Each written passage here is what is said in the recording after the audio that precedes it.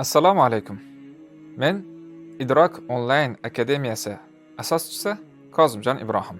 Idrok akademiyasi 5 yil davomida o'zbek xalqimiz uchun madaniy, ma'rifiy, diniy masalalarda turli xil darslar va suhbatlar tashkillashtirib kelyapti. Bulardan maqsad esa o'zbek xalqimizni ana shu ma'rifiy, diniy sohalardagi saviyasini oshirish va islom sivilizatsiyasi, sof islom bilan yaqindan tanishtirishdir. Agar xabaringiz bo'lsa, o'tgan oyda biz Turkiyaning Fotih Sulton Mehmet universiteti bilan ta'lim va bilim sohasida hamkorlikka erishdik. Mana bu hamkorlik doirasidagi ilk programmamizni esa bugun sizga taqdim qilmoqchimiz. U ham bo'lsa kalima intensiv arab tili o'rgatish programmasidir.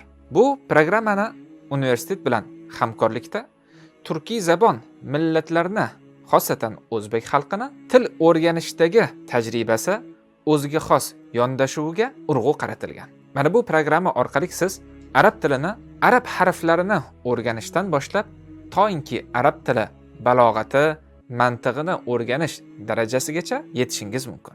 Ana bu kalima programmasi haqidagi qo'shimcha ma'lumotlarni va Idrok akademiyasining boshqa programmalari haqidagi ma'lumotlarni bizni ijtimoiy tarmoqlarimizdan ko'rib olishingiz mumkin.